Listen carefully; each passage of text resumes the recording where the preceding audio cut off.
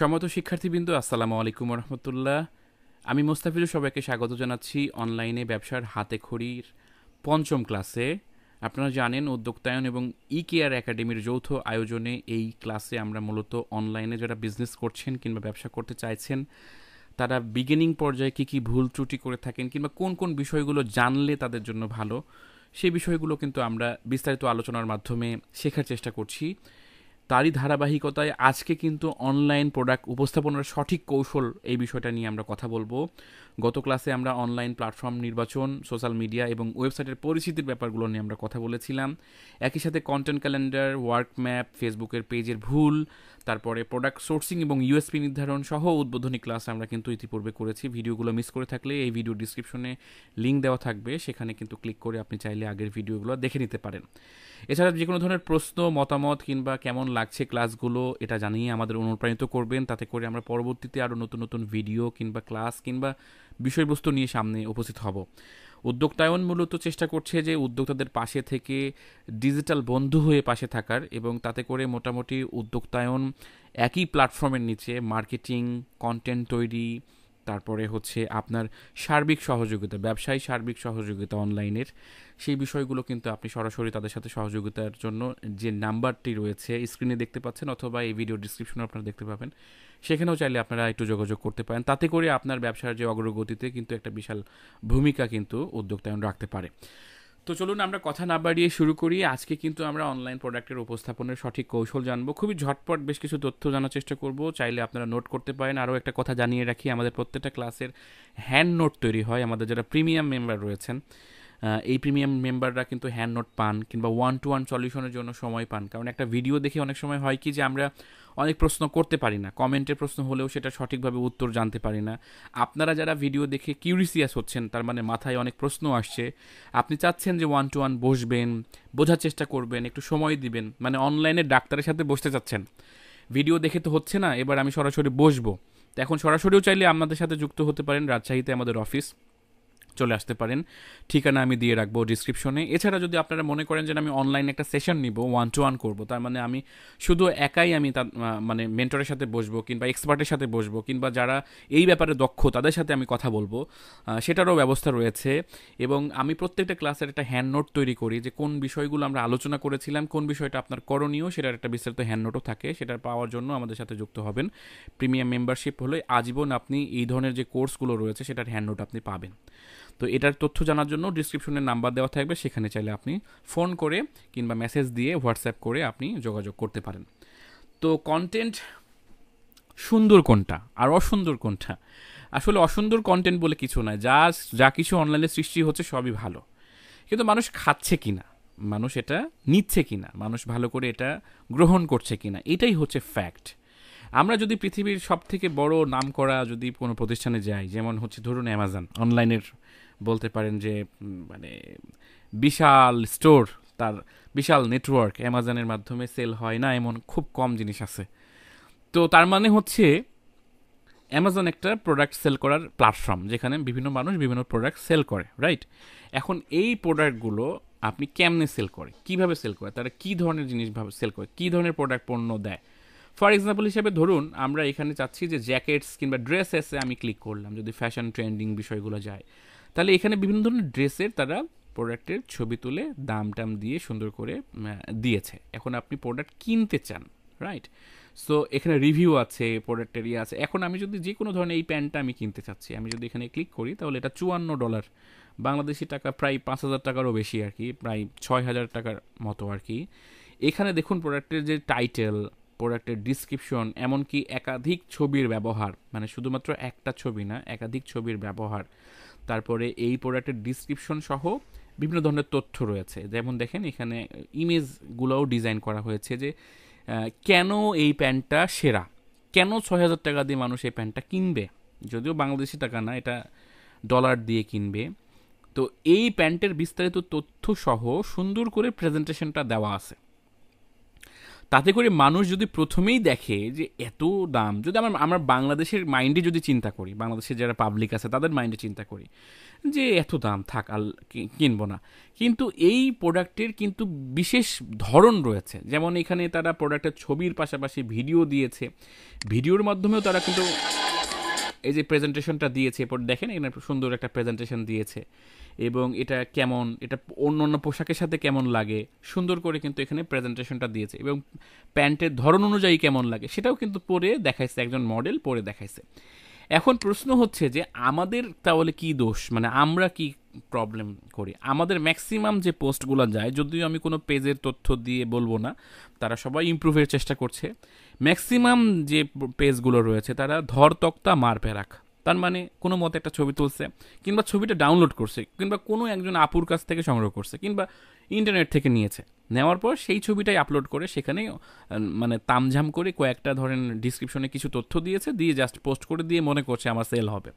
তাহলে ওই কন্টেন্টই তো সে সেল করার চেষ্টা করছে, রাইট? মানে ওই প্যান্টটা তো আর মানুষের হাতে দিয়ে বলবে না যে একটু নেড়ে চেড়ে দেখো।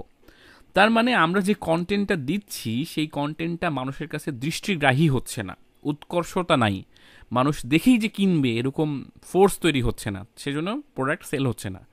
তাই কন্টেন্ট তৈরি কিংবা কন্টেন্ট তৈরির কৌশলগুলো, কিংবা এই প্রোডাক্টটা যে আপনি উপস্থাপন করবেন এটার কৌশলগুলো যদি আপনি না জানেন, তাহলে কিন্তু আপনি দিন দিন পিছাই যাবেন এবং ছিটকে যাবেন এই অনলাইন বিজনেস থেকে। কারণ আপনি প্রোডাক্টের উপর ফোকাস দিয়েছেন হয়তোবা, পেজের উপর ফোকাস দিয়েছেন হয়তোবা, লাইভ করতেছেন হয়তোবা, কিংবা বিভিন্ন গ্রুপের সাথে হাজারো ঘন্টা আপনি সময় স্পেন্ড করছেন, তো এই জিনিসটা করতেছেন, কিন্তু প্রোডাক্টটা কীভাবে প্রেজেন্ট করা যায় সুন্দরভাবে সেইটা আপনি করতেছেন না। তার মানে আপনার প্রোডাক্ট উপস্থাপনার কৌশলটা ভালো না, সেজন্য আপনি আস্তে আস্তে সেলটা কমে যাচ্ছে। এখন তারাই ভালো জায়গা তৈরি করতে পারছে যাদের কন্টেন্ট ভালো। একবার এক্সাম্পল হিসেবে আমি আপনাকে বলি, ধরুন এই যে একটা ব্যানার, এই যে এই প্রোডাক্টটার যে ভিডিও সেটার পরে আসতেছে, এই যে একটা ব্যানার, কিংবা এই প্রোডাক্ট রিলেটেড যে তথ্যগুলো, যেটাকে আমরা ইনফোগ্রাফিক্স বলি, এই গ্রাফিক্সগুলো তো আপনি ভালোভাবে তৈরি করতে পারেন না, কিংবা পারবেন না হয়তোবা, যদি চেষ্টা না করেন তাহলে পারবেন না, আর চেষ্টা করলে যে কেউই পারবে।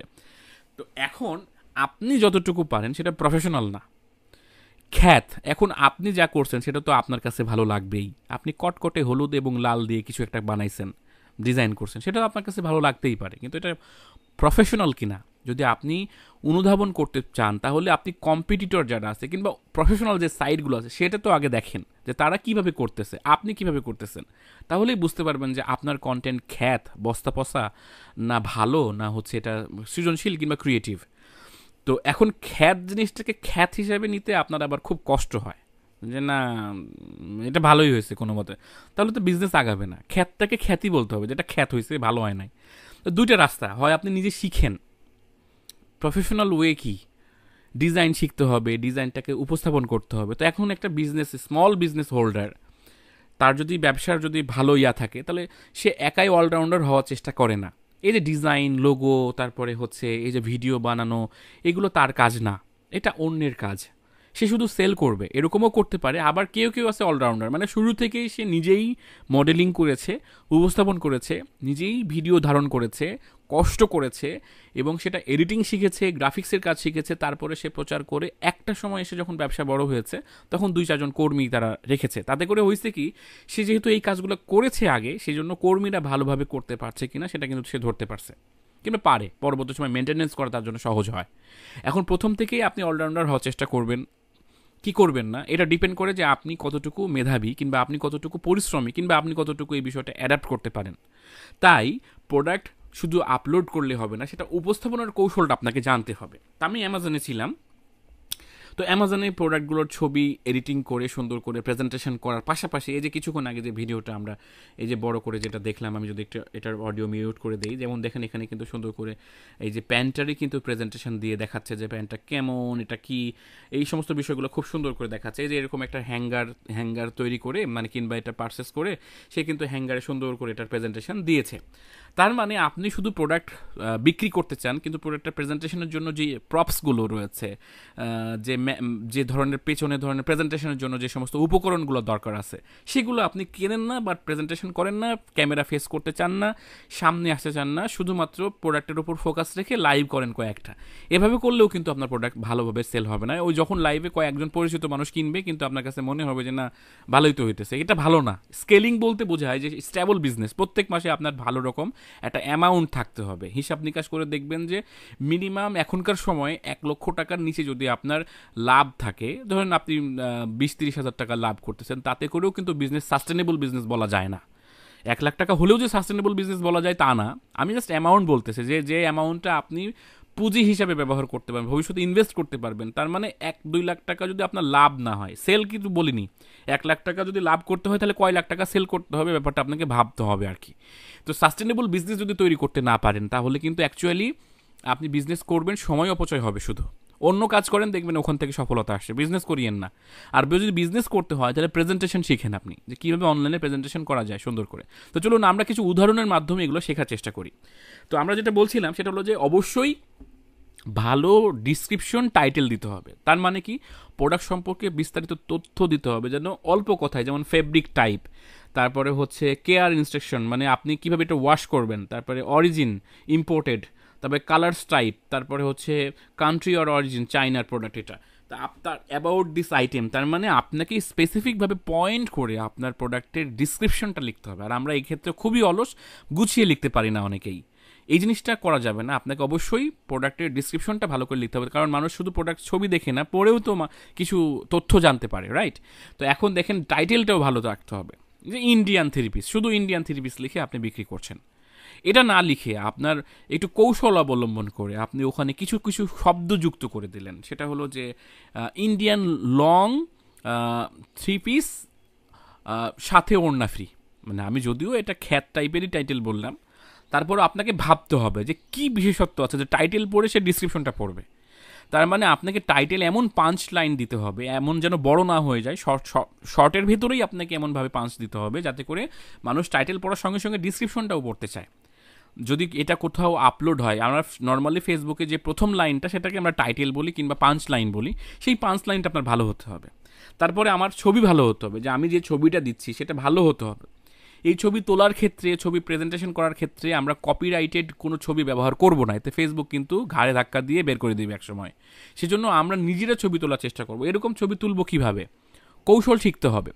কৌশল শেখার জন্য আমরা চলে যাচ্ছি google.com-এ, এবং আপনি এই google.com-এ এসে ইমেজেসে ক্লিক করবেন, মানে ইমেজ সার্চ দেবেন। আপনি লিখেন প্রোডাক্ট ফটোগ্রাফি,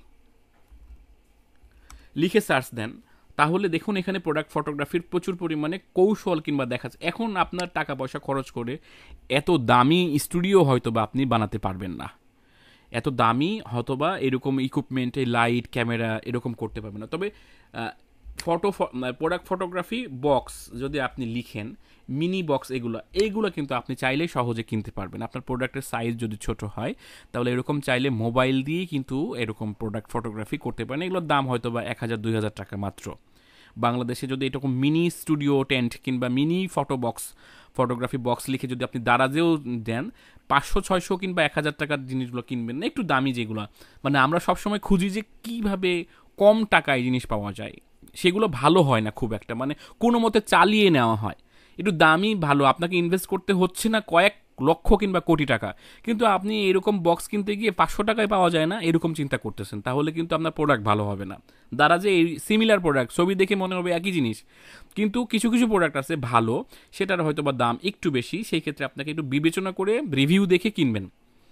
আর যদি কিনতে লিঙ্ক না পান, আমাদের এই ডিসক্রিপশনে আপনি নক দিবেন, অবশ্যই আমরা চেষ্টা করব আপনাকে সঠিক লিঙ্ক কিংবা সোর্স দিতে, যে আসলে প্রোডাক্ট ফটোগ্রাফির জন্য কী কী প্রয়োজন। শুধুমাত্র তো এটার দরকার না, আরও অনেক কিছু দরকার আছে।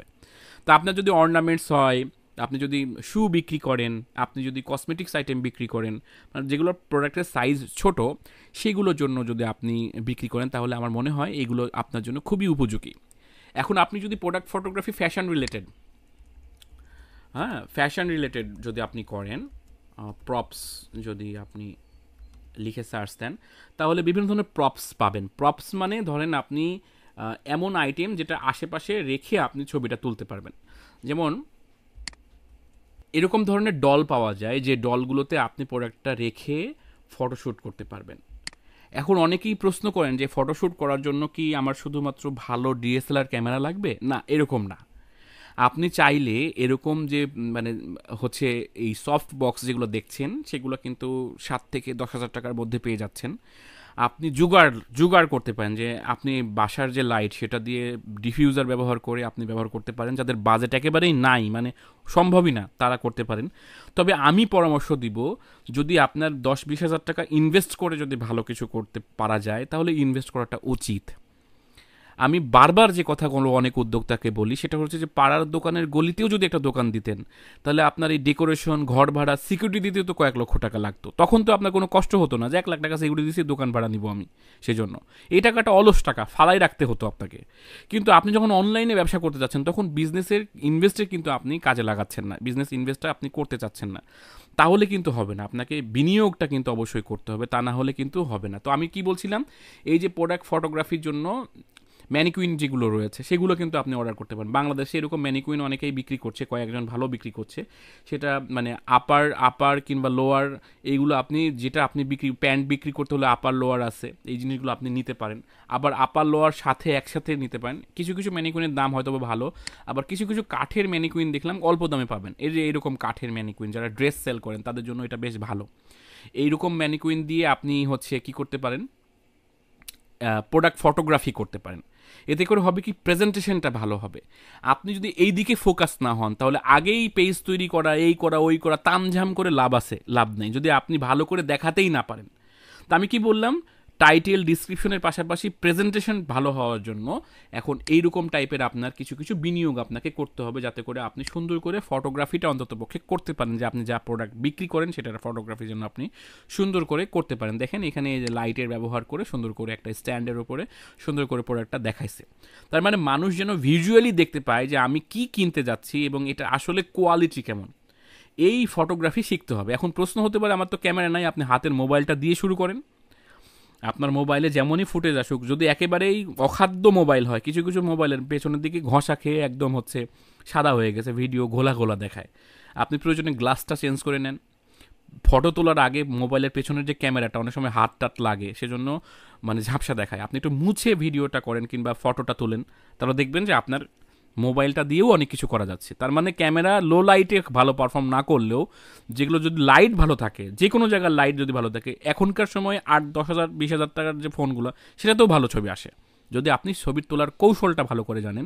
এরকম টাইপের বহু মোবাইল ফটোগ্রাফিক হচ্ছে টিউটোরিয়াল রয়েছে অনলাইনে, ইউটিউবে, সেগুলো আপনি দেখে শেখার চেষ্টা করেন। তার মানে ধাপ নাম্বার 1, আপনাকে পণ্য প্রদর্শনের জন্য সঠিকভাবে কৌশল জানার জন্য আপনাকে আগে প্রোডাক্ট ফটোগ্রাফি কিংবা ভিডিওগ্রাফিটা আপনাকে ভালো করে আগে জানতে হবে। বেসিক কাজটা আপনাকে আগে বুঝতে হবে। এটা যদি আপনি না বুঝেন তাহলে পেজ দিয়ে কোনো কাজ নাই, ওয়েবসাইট দিয়ে কোনো কাজ নাই, কিংবা আপনি যে জায়গাতে সেল করতে যাচ্ছেন সেই জায়গা দিয়ে কোনো কাজ নাই। তাই এই বেসিক জিনিসটা ধাপে একে আপনাকে শিখতে হবে। দ্বিতীয় নাম্বার ধাপ, এগুলো প্রসেস করার জন্য বিভিন্ন ধরনের এডিটিং সফটওয়্যার রয়েছে, যেমন ক্যাপকাট রয়েছে, তারপর যেমন হচ্ছে ইনশট রয়েছে, যেমন হচ্ছে স্ন্যাপসিড রয়েছে ফটো এডিট করার জন্য। এই টুলসগুলো ব্যবহার করতে হবে, কিংবা ক্যানভা রয়েছে, বিভিন্ন এআই টুলস রয়েছে, এগুলো রয়েছে। আপনাদের যদি আগ্রহ থাকে পর্যায়ক্রমে আমি এই ভিডিওতে আমরা এই সমস্ত বিষয়গুলো নিয়েও আলোচনা করব, যে এই টুলসগুলো কেমনে ব্যবহার করতে হয়, কিভাবে ব্যবহার করলে আপনি বেস্ট আউটপুট পাবেন, যেমনই ফটো হোক না কেন সেটার এডিটিংটা কেমনভাবে করবেন আপনি। এই জিনিসটাও আমরা ইনশাল্লাহ পরবর্তী সেশনে কিংবা লেসনে আমরা কোনো একটা ভিডিওতে শেয়ার করব। তো তাহলে আমরা প্রোডাক্ট ফটোগ্রাফির কথা দেখলাম। এই যে আমি বলেছিলাম শুধু ফটোগ্রাফি করলে হবে না, আপনাকে ভিডিওগ্রাফি করতে হবে। ফটোগ্রাফি হচ্ছে বেসিক্যালি আপনি ফটো তুলতেছেন, ছবি দেখাচ্ছেন, তো মানুষ ছবির সাথে কানেক্ট করতে পারে। আমরা অনেক সময় আর্টিফিশিয়াল ছবি দিই, দেখে মনে হয় জেনারেটেড ছবি। এখন মানুষ এগুলো দেখে দেখে দেখে দেখে আর বিশ্বাস করতে চায় না। রিয়াল ছবি দিতে হবে, একদম প্র্যাকটিক্যাল ছবি দিতে হবে। সেটা যেমন জানলেন, ঠিক তেমনিভাবে আপনি ভিডিও করবেন কেমনে। ভিডিওর জন্য কি আসলে সবসময় ভয়েস লাগে, উপস্থাপন লাগে, মানে কথা বলতে হয়, এরকম না। যেমন এই ভিডিওটাই আমরা কিছুক্ষণ আগে যে প্লে করলাম, এই ভিডিওতে কোনো কথা নাই, কিছু একটা মিউজিক আছে, আর জাস্ট এই যে একটা মডেল এসে জাস্ট এটা শো করছে যে এই প্রোডাক্টটা কেমন, কিংবা একটু ক্লোজ শট নেওয়া হচ্ছে, আবার একটু দূর থেকে শট নেওয়া হচ্ছে, আবার বিভিন্ন পোশাকের সাথে ম্যাচিং করে পরে দেখানো হচ্ছে যে না এটা কেমন লাগে, একটু ঘুরে ফিরিয়ে দেখানো হচ্ছে, অন্য কালারগুলো যেটা আছে সেই কালারগুলোও দেখানোর চেষ্টা করছে। তার মানে একটা ভিডিওর জন্য শুধু কি প্রেজেন্টেশন মডেলিংই প্রয়োজন, এছাড়া কি ভিডিও করা যায় না? হ্যাঁ, এরকম অনেক ধরনের ভিডিও করা যায়। দেখেন, ফেস না দেখে শুধু মানে এটা যেমন সামনে এসে ভিডিওটা করে দেখাইছে যে এটা কেমন লাগে, এরকম প্রচুর ভিডিও আছে। ফেস না দেখিয়ে বড় হওয়া যাবে না, এটা আপনি শিওর থাকেন। ফেস দেখিয়ে করতে হবে ব্যাপারটাও এরকম না, ফেস দেখিয়ে যে হবে না এরকম আমি বলছি না। ফেস না মানে অনেকেই চায় না যে আমি ফেস দেখাবো, তো উনি না করলেও আরেকজনকে দিয়ে দেখান, করান। তার মানে মানুষ ভিজুয়ালি দেখতে চায় যে এটা এটা যদি আমি হতাম তাহলে আমি কীরকম লাগতাম, কেমন লাগতাম, অন্যরা যদি পড়ে তাহলে কেমন লাগছে, এটা দেখেও সে অনুপ্রাণিত হয় কিংবা ইনফ্লুয়েন্স হয়, মাইন্ড সেট আপ করে যে আমি কিনবো, রাইট? তো সেই ক্ষেত্রে এই জিনিসটা আপনার কিন্তু থাকতে হবে। তো সেই ক্ষেত্রে ভিডিওগ্রাফির কথাটা আমি বললাম, ভিডিওগ্রাফি করার বিভিন্ন কৌশল রয়েছে। সেটারও যদি আপনি প্রোডাক্ট ভিডিওগ্রাফি লিখে যদি সার্চ দেন, আমি আবারও বলছি, প্রোডাক্ট ভিডিওগ্রাফি লিখে যদি ইউটিউবে সার্চ দেন, তাহলে সেখানে কিন্তু কি পাচ্ছেন আপনি, সেখানে কিছু বেশ কিছু টিউটোরিয়াল পেয়ে যাচ্ছেন, বেশ কিছু ভিডিও পেয়ে যাচ্ছেন, যে ভিডিওগুলো আপনি বেসিক্যালি দেখে আপনি ওই ভিডিওতে কিভাবে আপনি করবেন সেটার কিন্তু একটা ধারণা, স্বচ্ছ ধারণা আপনি পেয়ে যাবেন। আশা করি এই বিষয়টা আপনি বুঝতে পেরেছেন। এছাড়া অন্যরা কীরকম করছে, শুধুমাত্র কি অ্যামাজনে ফ্যাশন রিলেটেড আছে? প্রচুর পরিমাণ আছে। আপনি জাস্ট এখানে সার্চ দিবেন অন্যরা কীভাবে করছে, তাদের প্রোডাক্টগুলো প্রেজেন্টেশন কীভাবে করছে। এই জিনিসটা ইন্টারন্যাশনালি যখন আপনি দেখবেন তখন আপনার একটা ধারণা বিল্ড হবে যে না, এইভাবে করা যেতে পারে, ধারণা নেবেন। বাংলাদেশেও এরকম অনেক মানুষ রয়েছে যারা কাজ করছে ভালোভাবে। ফর এক্সাম্পল হিসেবে ধরুন এইচএফ ফুড সার্ভিস, তারা মশলার আইটেম বিক্রি করছে, মধু বিক্রি করছে, ঘি বিক্রি করছে, তাল মিস্ত্রি বিক্রি করছে, হ্যাঁ, সেমাই বিক্রি করছে। তার মানে তাদের অনেকগুলো প্রোডাক্ট আছে। এখন তাদের কিন্তু বিশাল একটা স্টুডিও করে ফেলেছে, রাইট? তারা এই স্টুডিও এরকম ছিল না এক সময়, এই যে স্টুডিও আবার ভিডিও দিয়েছে তারা। এই যে দেখেন এখানে ভিডিওতে যদি আপনি প্লে করেন, তারা এই যে তাদের এইচএফ ফুডের যে এখানে দেখেন কত সুন্দর তাদের স্টুডিও, কত মানুষ কাজ করছে, মানে লক্ষাধিক মানে কিংবা টাকা তারা বিনিয়োগ করেছে এখানে, শুধু 1 লক্ষ 2 লক্ষ না, তারা বেশ ভালো রকম অ্যামাউন্ট। তারা কিন্তু প্রথম থেকে এরকম পর্যায়ে ছিল না, তারা কিন্তু আস্তে আস্তে এটার গ্রোথ করেছে। তারা মানে আপনি এখান থেকে এক্সাম্পল নিতে পারেন যে না ঠিক আছে, এটা করতে হলে আমাকে প্রথমে কী করতে হবে। তাদের প্রথমকার ভিডিওগুলো দেখবেন, তাদের গ্রাফিক্স দেখবেন। দেখেন এখানে প্রোডাক্ট প্রেজেন্টেশনের কথা বলছিলাম, ডিজাইনটাও খুব জরুরি। আপনি যে ক্যানভা দিয়ে ডিজাইন করছেন সেটা হয়তো প্রফেশনাল হচ্ছে না, কিন্তু প্রফেশনাল ডিজাইনটা যদি আপনি না দেখেন তাহলে আপনি বুঝবেন না, কম্পেয়ার করতে পারবেন না। এই যে প্রোডাক্টটার ছবি তুলে তারপরে সেখানে অন্যান্য আনুষঙ্গিক এলিমেন্ট যুক্ত করে, সুন্দর করে লেখা যুক্ত করে ডিজাইনটা রেডি করা হয়েছে, এটার সাথে তুলনা করবেন যে আমি যা করলাম সেটা কি একরকম হলো, এরকম হলো কি না, কিংবা প্রফেশনাল হলো কিনা, এটা কম্পেয়ার যদি না করেন তাহলে হবে না। এই যে প্রোডাক্টের যে ভিডিও আছে, যে ধরনের যে ছবিগুলো ব্যবহার করছে, যে ক্যাপশনগুলো ব্যবহার করছে, কিসের সাথে কি কানেক্ট করতেছে, ক্যাপশনে কী ধরনের কথা লিখেছে, যে গ্রাফিক্সগুলো রয়েছে সেই গ্রাফিক্সে কী ধরনের লেখা রয়েছে, তারা ফোন নাম্বার দিচ্ছে কীভাবে, আনুষঙ্গিক তথ্য কীভাবে দিচ্ছে, এই জিনিসগুলো কিন্তু আপনাকে ভালো করে কম্পেয়ার করতে হবে, দেখতে হবে, ভিডিওগুলো দেখতে হবে। তাদের যে ভিডিও রয়েছে এক ক্লিকে দেখতে পারেন আপনি, ওপরের দিকে যে ভিডিও সেকশন রয়েছে, এই যে আমি যদি একদম ওপরে চলে যাই তাহলে কিন্তু আপনি এখানে ভিডিও সেকশন রয়েছে, এই যে ভিডিও, ফটো সেকশন রয়েছে, ফটো, এভাবে দেখে আপনি দেখতে পাবেন, ধারণা পাবেন আর কি। যেমন আমি যদি ভিডিওতে ক্লিক করি, নিচের দিকে নামুন, দেখুন এখানে প্রচুর ভিডিও রয়েছে, তাদের প্রচুর ভিডিও রয়েছে। এই ভিডিওগুলো একটু দেখুন যে কেমন করে তারা ভিডিও বানিয়েছে। তার মানে প্রথম থেকেই তারা সুন্দর করে প্রেজেন্টেশন করা, কথা বলা, তারপরে সুন্দর একটা লোকেশনে ভিডিও শ্যুট করা, একটা আপনার ঘরের কোণাটাই যদি আপনি রেডি করেন যে আমি সুন্দর করে একটা ঘরের কোণাটা রেডি করব এবং সেখান থেকে আমি সুন্দর করে শ্যুট করব, এটাও কিন্তু করা পসিবল। তার মানে এখানে যদি আপনি অনেকেই প্রবলেম ফেস করেন যে এত সুন্দর করছে, তারা অনেক ক্যামেরা কিনছে, লাখ লাখ টাকা খরচ করছে, আপনার মেন্টালি কিন্তু আপনি পিছিয়ে যাচ্ছেন। সেই জন্য প্রোডাক্ট প্রেজেন্টেশনের জন্য কৌশল জানার কোনো দরকার নাই, মানে ব্যাপক কৌশল এইটা সেটা জানতে গেলে আপনি খেয়েই হারাই ফেলবেন। আপনি আগে বেসিকটা জানেন যে ঠিক আছে, আমি যদি এরকম না হলেও আমি এমন একটা জায়গা তৈরি করতেছি, কিংবা আউটডোর শুটিং করতে অনেকে লজ্জা পান যে বাইরে যাবো শ্যুট করবো, মানুষ তাকাই থাকবে। এটা যেমন আউটডোরে করলে আপনার অনেক টাকা সেভ হবে, মানে শুধু মোবাইল দিয়ে আপনি করতে পারবেন। ধরেন আপনি একটা সবুজ ঘাসওয়ালা কোনো একটা জায়গায় গেছেন, এমন একটা প্রাকৃতিক জায়গায় গেছেন সেখানে মানুষের আনাগোনা কম, সেই জায়গাতে গেলে আপনাকে আলাদা লাইটের খরচ কমে যাবে, আপনাকে লাইট কিনতে হবে না। প্রাকৃতিক যে লাইটটা আছে, সূর্যের যে সোর্স আছে লাইটের, সেটা দিয়েই আপনি কাজ চালিয়ে নিতে পারবেন। তার মানে শুধু একটু বুদ্ধি খাটাতে হবে। ভিডিওতে দুটো জিনিস খুবই উপযোগী, একটা হচ্ছে যে আপনার ভালো লাইট দিয়ে চকচকা ফুটেজ আছে কিনা, আর একটা হচ্ছে ভালো সাউন্ড আছে কিনা। তো অনেকে সাউন্ড নিয়ে প্রবলেম ফেস করেন, সাউন্ড হয় না, মানে কোনো মতে সাউন্ডটা হয়, সাউন্ডের ব্যাপারে খেয়ালই করেন। অনেকে আবার 1500 টাকা 1000 টাকা দিয়ে ব্লুটুথ কিনেন, ব্লুটুথ যে ওয়্যারলেস মাইক্রোফোন, সেগুলোর কোয়ালিটিও জঘন্য, মানে সেটা ক্রিস্পি হয় না। আপনি সব থেকে বেস্ট হয় যে আপনি প্রাথমিকভাবে টাকা বেশি খরচ না করলে বয়া M1 ব্যবহার করেন, M1 প্রোটা কিনেন, 1500 থেকে 2000 টাকার মধ্যে হয়ে যাবে। এই বয়া যে মাইক্রোফোন তারওয়ালা, সেটা দিয়ে আপনি শ্যুট করেন, সেটাতে ক্রিস্পি ভয়েসটা আসবে, সুন্দর ভয়েস আসবে, সেটা মোবাইলে হোক কিংবা ক্যামেরায় হোক। ওয়্যারলেস কিনবেন 3000 টাকার ওপরে, মানে 3000 টাকার নিচে কোনো ওয়্যারলেস কিনবেন না। তাতে করে হবে কি, সেটার কোয়ালিটি আপনি খারাপ পাবেন, মানে আশেপাশের নয়েজ ক্যান্সেল করতে গিয়ে কথাগুলোই আর্টিফিশিয়াল করে ফেলবে। সেই জন্য অডিওটা খুবই গুরুত্বপূর্ণ, অডিওর প্রতি আপনাকে খেয়াল রাখতে হবে। অডিওর যদি গুরুত্ব না দেন তাহলে কিন্তু ভিডিওটা দেখে মানুষ মজা পাবে না। তো এটাও একটা ব্যাপার। এছাড়া এই যে ফুড প্রোডাক্ট ছাড়াও আপনি দেখতে পারেন ন্যাচারো, দেখবেন তারা কম বেশি এমনভাবে তাদের প্রতিষ্ঠান কিংবা তাদের তাদের যে উপস্থাপনা বাড়াইছে কিংবা ইয়া করছে, ইনারা কিন্তু বছর দুয়েক আগেও কিন্তু ওইভাবে পরিচিত ছিল না, কিন্তু আস্তে আস্তে ওনাদের প্রেজেন্টেশন, মানুষের কাছে ট্রাস্ট, কিংবা প্রোডাক্টের প্যাকেজিং, প্রোডাক্টের উপস্থাপনা, এই সমস্ত জিনিসগুলো কিন্তু খুবই ভালো হয়েছে এবং তারা কিন্তু মানুষের বিশ্বাসের জায়গাটা অর্জন করতে পেরেছে।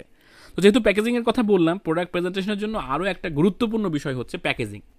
দেখেন কালোজিরার মধু তারা বিক্রি করছে, কিন্তু বোতলটার শেপ দেখেন, সুন্দর একটা বোতল এবং তার উপরে একটা গোল্ডেন কালারের একটা স্টিকার লাগাই দিচ্ছে এবং এখানের সাথে একটা গোল্ডেনের একটা ভাইবও আছে, মানে ম্যাচিং ম্যাচিং একটা ভাব আছে।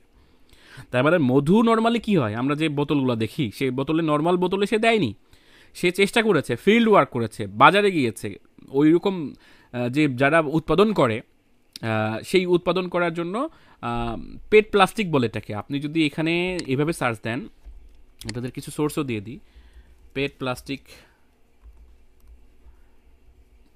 প্রোডাক্টস বিডি এভাবে লিখে যদি সার্চ দেন, তাহলে বাংলাদেশে যারা এরকম বোতল তৈরি করে প্রচুর পরিমাণে আপনি সোর্স পেয়ে যাবেন। তাদের সাথে কমিউনিকেশন করেন যে আমি এইরকম বোতল চাই, ওই রকম বোতল চাই। আপনি আগে ইন্টারন্যাশনাল মার্কেটে যারা বিক্রি করছে তাদের বোতলের শেপটা দেখেন, একটা ছবি ডাউনলোড করেন, ডাউনলোড করার পর বলেন যে আমার এই সাইজেরই বোতল লাগবে। কমিউনিকেশন করে যদি বানায় নেন, অনেকেই চেষ্টা করেন কীভাবে নতুন উদ্যোক্তা 100-200 পিস অর্ডার করেন, বিনিয়োগ কম থাকে। তো এই ক্ষেত্রে কিন্তু আপনি পিছিয়ে যাচ্ছেন, মানে আপনি প্রোডাক্ট প্যাকেজিংয়ের ক্ষেত্রে আপনি ভালো কাজ করতে পারছেন না। সেজন্য প্রথম থেকে আপনাকে প্ল্যানিং করতে হবে যে আমার স্টিকারটা কেমন হবে, আমার বোতলটা কেমন হবে, বোতলের প্যাকেজটা কেমন হবে। তো এই জিনিসটা খুবই জরুরি। যারা জরুরি মনে করছেন না, যে মনে করছেন যে কোনো মতে পার করে দিব, যেমন দেখেন এই মধুটা, এটা আবার আরেক রকম বোতল, এটা তার আগেরটা, এখন যেটা দেখলাম তার আগের ভার্সন, এবং এই বোতলের আবার প্যাকেটও তারা করছে। এবং নট অনলি দ্যাট, প্রাকৃতিক চাকের মধু আর এই যে তারা যে প্রেজেন্টেশনটা করছে, ভিডিওগুলো যে ব্যবহার করছে, এগুলো কিন্তু সম্পূর্ণ তাদের নিজের ভিডিও, এবং সেখানে গিয়ে তারা ভিডিও করেছে। এবং এই যে প্রোডাক্ট নিয়ে কোনো কিছু প্রেজেন্ট করা এবং সেটার সাথে সুন্দর করে ভিডিও ফুটেজ দেওয়া, এগুলো হচ্ছে কন্টেন্ট। মানুষ দেখেই কানেক্ট হতে পারবে যে না, এত সুন্দর জিনিসটা আমি অর্ডার করি, আবার দামও কম, খুব বেশি দাম না, 1 কেজি মধু হচ্ছে 950 টাকা, সুন্দরবনের মধু। এই জিনিসটা কিন্তু তারা সরাসরি বলেছে। তো এই যে সেলের যে প্রক্রিয়াটা, এই সেলের প্রক্রিয়ার জন্য প্রোডাক্ট প্রেজেন্টেশনটা খুবই জরুরি। এরকমভাবে যদি প্রেজেন্টেশন করতে দ্বিধাগ্রস্ত হন, বাধাগ্রস্ত হন, কিংবা আপনি সংকোচে থাকেন, সংকোচটা কাটিয়ে ওঠেন, এটাই বেটার। তারপরেও যদি কোনো মতে, আমাদের অনেক বোনেরা আছে তারা ক্যামেরার সামনে আসতে চান না, তারা যদি এরকম হয়, তাহলে আপনি যেটা করতে পারেন সেটা হলো যে আপনি এমনভাবে কাজ করবেন যে কাজটা প্রেজেন্টেশনটা ভালো হয়। সেটা গ্রাফিক্সের মাধ্যমে হতে পারে, সেটা ভিডিওগ্রাফি, কীভাবে ভিডিওটা করা যায়, প্রোডাক্টটা সুন্দর করে দেখা যায়, আপনাকে সামনে আসতে হবে ব্যাপারটা এমন না, প্রোডাক্টটা প্রেজেন্টেশন ভালোভাবে হয়, এই জিনিসটা আপনাকে বিভিন্ন ধরনের সোর্স থেকে বের করে আপনাকে দেখাতে হবে। আমি অনেকদিন আগে একটা তথ্য পেয়েছিলাম, আমি একটু দেখি যে পাই কিনা। পর্দা মেনে ভিডিও কন্টেন্ট তৈরি করে সারা ফেরেন নাইজেরিয়ান নারী রন্ধনশিল্পী। দেখেন আপনাদের উপস্থাপনের কৌশলটা জাস্ট আমি শেখাচ্ছি যে উপস্থাপন কিভাবে হতে পারে। যে পর্দা মেনে কন্টেন্ট তৈরি করেছেন নাইজেরিয়ান এক মুসলিম নারী রন্ধনশিল্পী। তার মানে সে রান্নার, যে দেখেন কত সুন্দর পর্দা করেছে আমার বোনটি, এবং সেটা সুন্দর করে পর্দার সহিত করে সে কিন্তু ব্যাপক সাড়া পেয়েছেন, জনপ্রিয়তা পেয়েছেন, রাইট? সো এই যে একটা ব্যাপার, যে তার সাহসিকতা, কথা, প্রেজেন্টেশন। অনেকেই মনে করেন যে সামনে আসবো কিভাবে, ক্যামেরার সামনে ফেস দেখাতে হবে কিনা, এগুলো জরুরি না। জরুরি হচ্ছে উপস্থাপনার কৌশল। আপনি ইনার যে তথ্যটা সেটা আমি দিয়ে দিব, এখানে লেখা আছে যে এই যে এখানে শেরিফা ইউনুস, হ্যাঁ, এই যে হচ্ছে তার ইয়াটা, এই যে দেখেন আমি যদি প্লে করি, তার মানে এই যে দেখেন সাধারণ একটা মোবাইল দিয়ে সে রান্নার ভিডিওটা করছে এবং তাকে হেল্প করছে তার বোন কিংবা তার সহকর্মী, এই যে, এবং সুন্দর করে ভিডিওটা বানিয়ে তার কিন্তু রন্ধনশিল্পী দিয়ে সে হয়েছে। একটু বিষয়টা ভাবার চেষ্টা করেন যে কীভাবে সে সফল হয়েছে। প্রথমত শুধু ভিডিও বানিয়ে না, মানে খাবার আইটেম বানাচ্ছে ব্যাপারটা এরকম না, মানে খাবার আইটেম দিয়ে সে জনপ্রিয়তা পেয়েছে, যে বিভিন্ন ধরনের রেসিপি শেয়ার করে সে, এবং তার কিন্তু মশলার আইটেম আছে, তার মানে সে মশলা বিক্রি করে। ব্যাপারটা দেখেন, আগে মানুষ সেল করে না, আগে সে মশলা বিক্রি করে না, আগে কি হয়েছে, আগে বিভিন্ন ধরনের রেসিপি শেয়ার করছে, শেয়ার করার পর তারপরে সে বলছে যে আমি নিজের হাতে এরকম মশলা তৈরি করি, আপনারা চাইলে আমার কাছ থেকে মশলার অর্ডার, যেহেতু উনি জনপ্রিয়তা পেয়ে গেছেন, তার ভিডিওগুলো মানুষ দেখছে, এবং সেখান থেকে যখন সে বলতেছে যে আমি যে মশলা ব্যবহার করি সেটা আমি বানাই, আপনারা চাইলে অর্ডার করতে পারেন। That's the point. তাই আজকের যে ক্লাসটা হচ্ছে গুরুত্বপূর্ণ, সেই ক্লাসের ভিতরে আমি আপনাদের বোঝানোর চেষ্টা করছি যে শুধু কৌশল জানলে হবে না, মানে শুধুমাত্র উপস্থাপনা জানলে হবে না, কিছু কৌশল আপনাকে জানতে হবে, যে কৌশলের মাধ্যমে আপনি যেটা করতে পারবেন, কানেক্ট করে দিতে পারবেন। আর যেটা আমি কিছুক্ষণ আগে বললাম যে বোনদের যে প্রবলেমটা হয়, যে ক্যামেরা ফেস করা আসতে পারেন না, এই করেন না, ওই করেন না, তো সেই ক্ষেত্রে তারা কিন্তু ইন্সপিরেশন নিতে পারেন, এই নাইজেরিয়ান নারী মুসলিমের কাছ থেকে একটা ইন্সপিরেশন নিতে পারেন, যে এইভাবেও কাজ করা যায়। মানে আপনার যে ব্যারিয়ার, চিন্তা চেতনার যে ব্যারিয়ারটা, সেই ব্যারিয়ারটা কিন্তু আপনাকে ভাঙতে হবে। তা না হলে কিন্তু আপনি ওই যে এতদিন ধরে কাজ করছেন কিন্তু সঠিকভাবে এক্সিকিউট করতে পারছেন না, এটাও কিন্তু একটা ব্যারিয়ার হতে পারে। তো আমরা যেটা বললাম যে এইচএফ এর কথা বললাম, তারপরে আমি ন্যাচারোর কথা বললাম, এগুলো হচ্ছে ডেমনস্ট্রেশন দেখানোর জন্য আমি দিয়েছি, যে একটা পেজে কেমন ধরনের কন্টেন্ট হতে পারে, কেমন ধরনের মানে ভিডিও হতে পারে, কেমন ধরনের গ্রাফিক্স হতে পারে, এগুলো দেখানোর জন্য। আর একটা দেখেন, সেটা হচ্ছে যে ঘরের বাজার, এটাও বাংলাদেশে বেশ নাম করা, এবং হচ্ছে এই জায়গাতে দেখেন কিভাবে প্রেজেন্টেশনটা করেছে, কিভাবে তারা ভিডিওটা করেছে, কিভাবে তারা প্রথম থেকে কি এরকম ছিল না, আস্তে আস্তে তারা ডেভেলপ করছে। তো এই যে স্টোরিটা করা, একদম প্রথম থেকে দেখে আসা, এই যে জমশেদ মজুমদার ভাই এখানে কিভাবে কাজটা করেছে, কিভাবে এই কাজ থেকে সফল হয়েছে, কিংবা তাদের টিম কিভাবে সফল হয়েছে, শুধু উনি না, উনি যেহেতু আগে থেকেই পপুলার ছিলেন, ওনার টিমও তো কাজ করেছে, রাইট? উনি ছিলেন ইসলামিক মাইন্ডের বক্তা কিংবা মোটিভেশনাল স্পিকার, সেখান থেকে এসে কীভাবে তার প্রোডাক্টগুলোকে জনপ্রিয়তা নিয়ে আসতে পারছে। এই জিনিসগুলো কিন্তু একটা জটিল প্রক্রিয়া না, সহজ প্রক্রিয়া, কিন্তু আপনি হয়তো বা অনুসরণ করছেন না, কষ্ট হচ্ছে কিংবা আপনি পাচ্ছেন না বলে আপনি হয়তো বা করছেন না, কিন্তু এটা করতেই হবে। ফাইনালি আমি আজকের যে ক্লাসের বিষয়বস্তু যেগুলো আমরা আলোচনা করছিলাম, যে প্রোডাক্ট প্রেজেন্টেশনের জন্য যে কৌশলগুলো রয়েছে, সেই জিনিসগুলো আমরা জানার চেষ্টা করছি। ফাইনালি যে জিনিসটা দেখাবো সেটা হচ্ছে অ্যাডস লাইব্রেরি। আপনি গুগলে ফেসবুক অ্যাড লাইব্রেরি লিখে সার্চ দিলেই আপনি এই লিঙ্কটা পেয়ে যাবেন, যে কোনো ব্রাউজারে গিয়ে লিখবেন ফেসবুক অ্যাড লাইব্রেরি, তাহলে এটা পেয়ে যাবেন। এখন আপনার আরও এক্সাম্পল দরকার, মানে আপনি নিজের ধারণা ডেভেলপ না করলে, নিজের বিষয়গুলো যদি আপনি ডেভেলপ না করেন, তাহলে তো আপনি বেসিক্যালি কী করতে পারবেন না, আপনি বেসিক্যালি হচ্ছে ওই বিষয়টাকে আপনি রপ্ত করতে পারবেন না, বুঝতে পারবেন না যে আসলে আমারটা ভালো হচ্ছে কিনা। তো অ্যাড লাইব্রেরিতে এসে আপনি যে কোনো কিছু, এখানে যদি আপনি লিখেন, যেমন এখানে ক্যাটাগরি চুজ করে দেন, অল অ্যাডস করে দেবেন, এবং এখানে লিখেন যে আপনি যদি এখানে লিখেন যে হচ্ছে মধু, আপনি যখন মধু নিয়ে কাজ করছেন, আপনি মধু লিখে যদি সার্চ দেন, তাহলে এই মধু লিখে সার্চ দিলে এখানে প্রচুর পরিমাণে মধু রিলেটেড যে কন্টেন্ট, ডিসক্রিপশন, অন্যান্য তথ্যগুলো কিন্তু আপনি পেয়ে যাচ্ছেন। তার মানে হচ্ছে কি, যে এখানে অন্যের যে অ্যাড, তারা যে অ্যাড চালাচ্ছে, রান করছে, কীভাবে সেল করছে, সেই জিনিসটা কিন্তু আপনি এখানে দেখতে পাচ্ছেন। এবং এখানে দেখতে শুধু পাবেন না, এখানে তথ্য পাবেন। কীভাবে তথ্য পাবেন? ধরেন এই যে ফুড ভ্যালি নামের একটা প্রতিষ্ঠান, তারা হচ্ছে এখানে বিক্রি করছে, এখানে অর্ডার নাওতে যদি ক্লিক করেন, তাহলে কিন্তু তারা যে ল্যান্ডিং পেজ তৈরি করেছে, সেই ল্যান্ডিং পেজের তথ্যও কিন্তু আপনি এখানে দেখতে পাবেন। ল্যান্ডিং পেজটা কেমন, এই যে দেখেন এখানে ল্যান্ডিং পেজ তৈরি করেছে তারা, সারা দেশে হোম ডেলিভারি ফ্রি, একটা সুন্দর একটা পেজ তৈরি করে এই নিচের দিকে একটা অর্ডার নাও, এখানে নাম ঠিকানা দিন, ক্যাশ অন ডেলিভারি করলেই হয়ে যাবে। এটা এই যে একটা জিনিস করে রাখছে, এই জিনিসটা দেখে কিন্তু আপনার একটা ধারণা তৈরি হচ্ছে যে না, এরকম করে আমি এই জিনিসটা করব। তো আশা করি ব্যাপারটা আপনি বুঝতে পেরেছেন। অ্যাড লাইব্রেরির মূল কাজটা হলো যে কারা ওই ধরনের প্রোডাক্ট যেটা আপনি সার্চ দিচ্ছেন, অ্যাড প্রকাশ করেছে, কারা প্রচার করছে, তাদের কন্টেন্ট কি, তারা টাকা খরচ করে যেহেতু প্রচারটা করছে, তারা অবশ্যই কিছু কিছু বিষয় সুন্দর করে সাজিয়ে দিয়েছে, সেটা কি আপনি করছেন? এটা দেখে তাদের কাছ থেকে যে বিষয়গুলো আপনি জানবেন, বুঝবেন, সেটা আপনার যে বাস্তবিক যে ব্যবসা, সেই ব্যবসাতে আপনি ইমপ্লিমেন্ট করবেন। আশা করি এই বিষয়টাও আপনি মাথার ভেতরে নিতে পারছেন, এবং আপনি জানতে পারছেন যে অ্যাড লাইব্রেরি ব্যবহার করবেন কেমনে।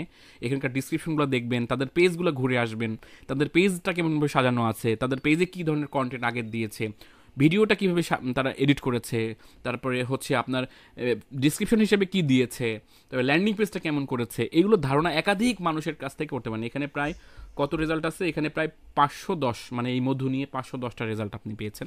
এখান থেকে আপনি ধারণা পাবেন। এখানে জাস্ট কিওয়ার্ড চেঞ্জ করে দিবেন, দিয়ে সার্চ দিবেন, তাহলে দেখবেন ওই রিলেটেড অ্যাডগুলো আপনি দেখতে পাবেন। আশা করি এই ব্যাপারটাও আপনার কাজে দিবে। তো আজকের যে বিষয়গুলো ছিল, আজকের বিষয়টার ভেতরে যেটা ছিল সেটা হলো যে অনলাইনে প্রোডাক্ট উপস্থাপনের যে সঠিক কৌশল, সেটা কিন্তু আমি কিছুটা আলোচনা করেছি। এটা একটা বিস্তারিত বিষয়, তাই এই সঠিক কৌশলগুলো সম্পূর্ণটা জানার জন্য পর্যায়ক্রমে লেগে থাকা এবং চর্চা করার বিকল্প নেই। আমি জাস্ট আপনাদের কিছু কৌশল জানালাম, যেগুলো আপনি অ্যাপ্লাই করে আরও নিজেকে সমৃদ্ধ করতে পারবেন। তো আজকের ভিডিওতে উপকৃত হলে ভিডিওর ডিসক্রিপশনে যে তথ্যগুলো রয়েছে সেগুলো একটু পড়ে নেবেন, যোগাযোগ করবেন, এবং কোনো ধরনের সহযোগিতার দরকার হলে ডিসক্রিপশনে দেওয়া তথ্য অনুযায়ী যোগাযোগ করবেন। এছাড়া যদি ভালো লেগে থাকে কিংবা উপকৃত হয়ে থাকেন তাহলে কমেন্ট ছাড়তে ভুলবেন না, এবং আমাদের উৎসাহ অনুপ্রেরণা পেলে আমরা পরবর্তী সময় আরও হয়তো বা ভালো ভালো তথ্য আপনাদের সামনে নিয়ে আসবো। তো আজকের মতো আমি বিদায় জানাচ্ছি, দেখা হচ্ছে নেক্সট ক্লাসে। সেই পর্যন্ত সবাই ভালো থাকুন, সুস্থ থাকুন এবং অবশ্যই প্রযুক্তির সাথে থাকুন। ধন্যবাদ, আসসালামু আলাইকুম।